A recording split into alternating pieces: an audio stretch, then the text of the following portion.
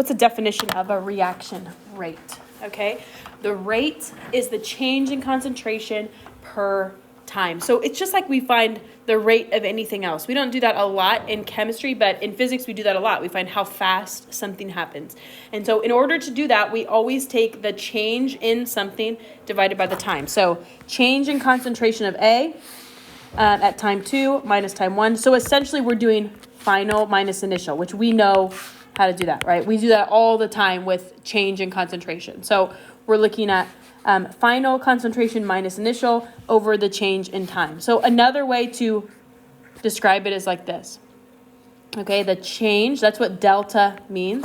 Change in, we comfortable with that? The delta means final minus initial. And then anytime you see brackets around a compound, that means concentration of that compound. I don't know that we've seen the brackets around the compound before. Have we seen that? Probably not. So if I ever see brackets around a formula like that, that means I'm talking about the concentration of KNO3. Yeah. Does it have anything to do with like when resonance structures? No, those are two different things. Yeah, great question, but no, it doesn't matter. Do you remember what we measure concentration in? Concentration would be like solutions when we did that. Do you remember what that's measured in? Moles over liters or molarity. Either way you want to put that. This is usually measured in molarity, which is the same as moles over liters, right? Molarity is a big M. This chapter uses those a little bit interchangeably, so you'll see them both ways. They mean the same thing, right? To calculate molarity, you take moles divided by liters. And so that's what that means. Concentration of A is moles per liter. A is the reactant or the product that's being considered. So it's any compound that's within brackets, means we're studying the concentration of that compound. Okay, we feel pretty comfortable with concentration. It's just moles per liter. Okay, we did that early in that first semester. Okay. We can see rates change throughout a reaction. They can increase or they can decrease. But when we talk about reaction rates, we actually always give them a positive value. So we could see the reaction slow down, which would give us a negative rate change. But we always consider when we're doing them and using them in problems that our reaction rate is actually a positive value. So it's almost like kind of like we're taking the absolute value of that change. Okay, we're going to keep that value to be positive.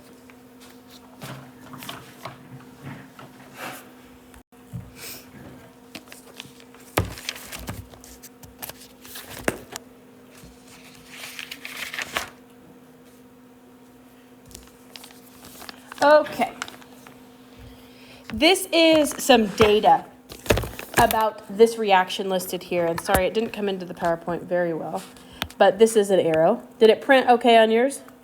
Yeah, okay. So this is the reaction right up here. And this is some data that's been collected of the concentrations of these particular compounds as the reaction goes on. Okay, so let's just study this table for just a second. At time equals 0, this is the very beginning of the reaction, we only see one thing present. And which one is it? NO2, right? That's my reactant. And so at the start, I don't have any products yet. Does that make sense? That should make sense for us, right? As it goes on, we see an increase in the concentration of our products. Okay, I want you to look at this. Do they seem to be increasing at the same rate? No, they don't. Any idea why that might be? Take a look at the reaction here and see if you can give me maybe an indication of why they might not be increasing in concentration at the same rate. Because there's two.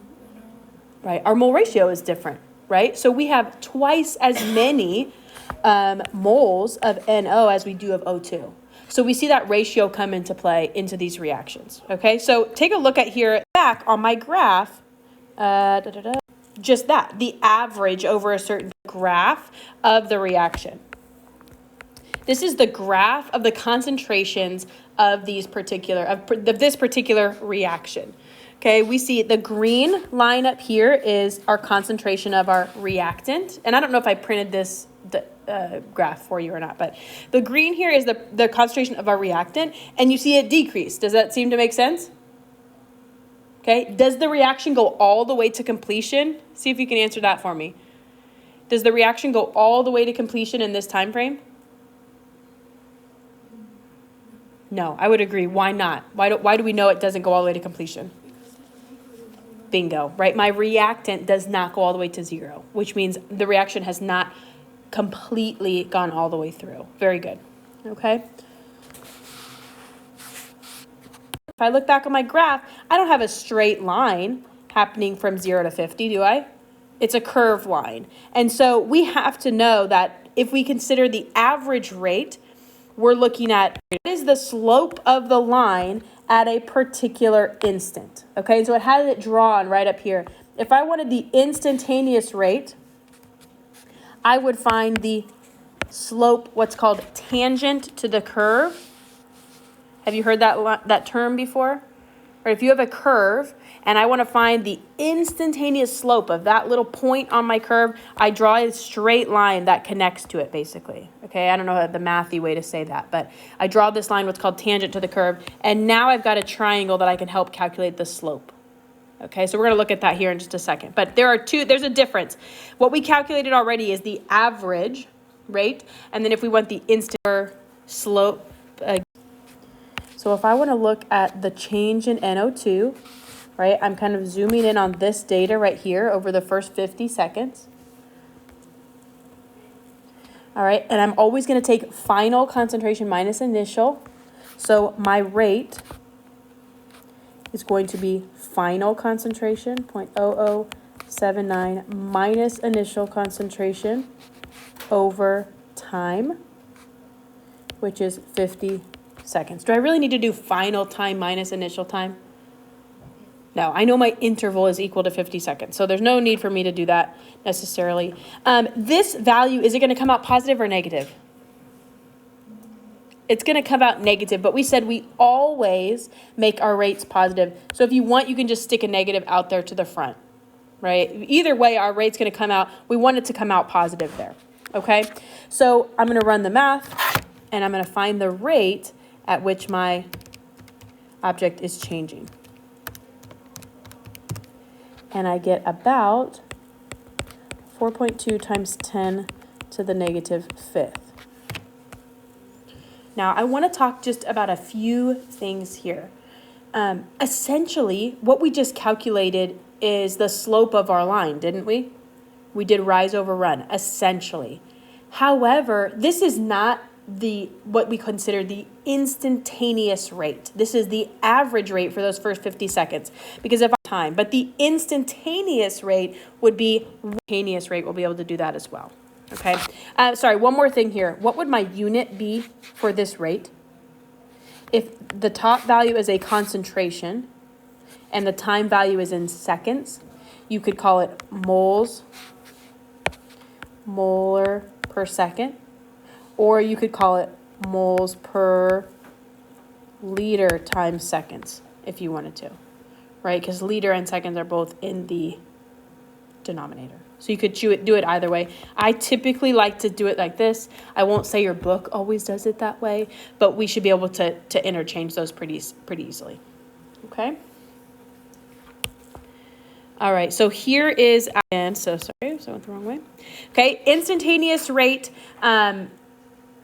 is what it's just what it says. It is the rate at a single instant, and it changes over time. Okay, we want to look at this graph again. Our rate does not stay. Okay, instantaneous rate is the value at just a single instant, particular time, and we can find it by finding the slope of the line tangent to the curve. Okay, so let me kind of reframe what that tangent to the curve means. If I have a slope that looks something like this, and if I want to know the rate at that point, my line tangent to the curve would look something like this.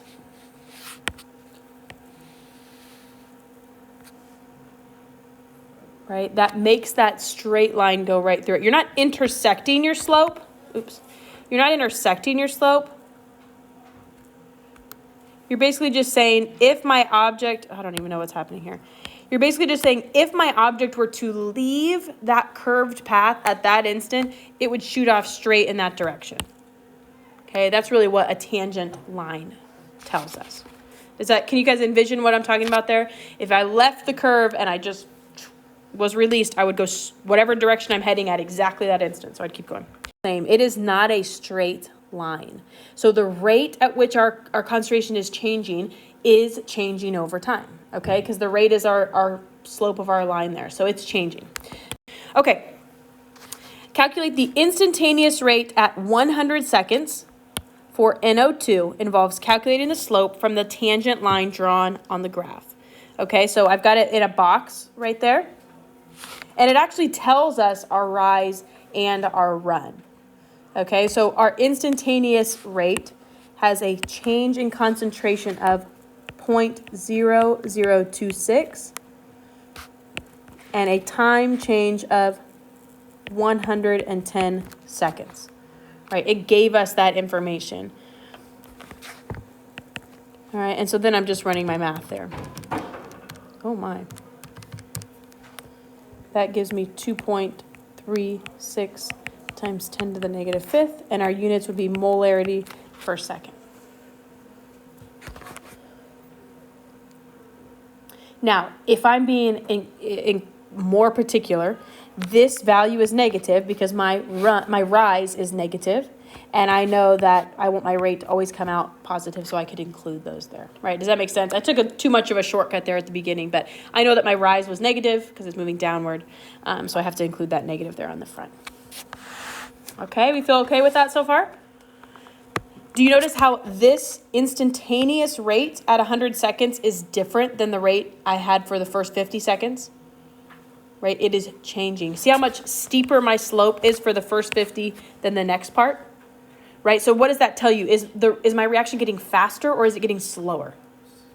It's getting slower, right? You can tell that from the shape of the slope, but our numbers, back it up as well. All right. So far, we've looked at the reactions only from the reactants side, but we can look at it from the product side as well. When we look at our products and how they change, we're going to look at the mole ratios, okay? So in our reaction so far, NO2 and NO will break down at the same rate because they have the same mole ratio, right? They will break down and they will form at the same rate. So whatever the rate is that NO2 is breaking down, NO is building up at that same rate. But what do we think about O2? Double the rate or half the rate? What do we think?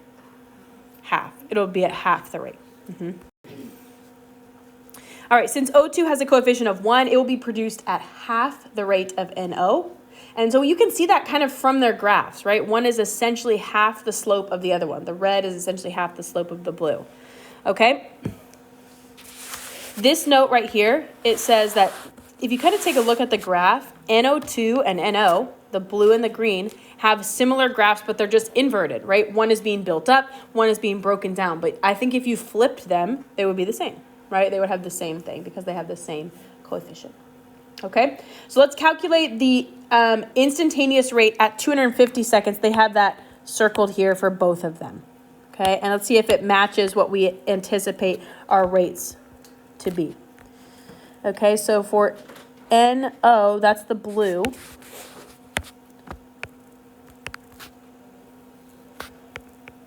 I take my rate change, negative 0.0006 over 70 seconds. And I make that negative. And then O2 is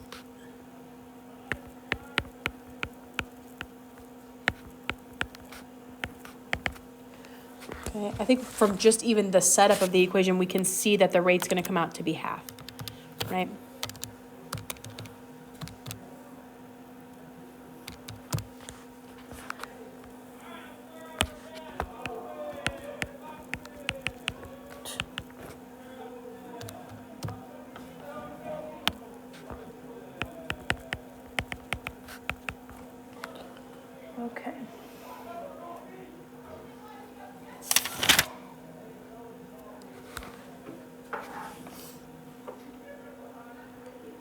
tell me, how do we feel about that math and that rate? Does that seem okay? Right? We're looking at, do you understand the ratios part of it? Right? They would break down and form at the same rate. So we'll look at a couple other examples of that, but this is showing the actual ratios here, right? If you're looking at the rate of consumption and the rate of production for each of those, they are equal. And then the way they have it set up here is that if I wanted to make the same amount, I would have to make it would have to be 2 times that of oxygen. Okay, so if I wanted to make the same amount, I would have to double that oxygen. Okay, and that goes back to our mole ratios from previously. Okay, or if I wanted to be able to make that same amount of oxygen, I'd have to do it twice, right? I'd have to have twice the rate. Okay, let's look at, this isn't on your slides. I'm just going to look at this one right here. Let's say I have some formula. 4A breaks down and forms 3B plus 2C. Okay, what would be the rate of C compared to A? It would be half, right? So whatever rate this breaks down at, this would build up at half that rate. What would be the rate between A and B? Yeah, like 4/3, right? Or 3/4, right? It would really be 3/4. Whatever rate this breaks down at, this one would build up at 3/4 that speed. Okay, so we just are kind of being able to look at the ratio there. Okay, that's really it for what I wanted to show you for reaction rates. Next class, we're going to get into what's called rate laws, and that's really takes in concentration more into account. So far right now, we're not super concerned with concentration. We're just looking at how fast things are forming. And so next class, we're going to look at how concentration changes those rates. Okay, but I want us to feel good about how to calculate rates, looking at ratios, all that stuff.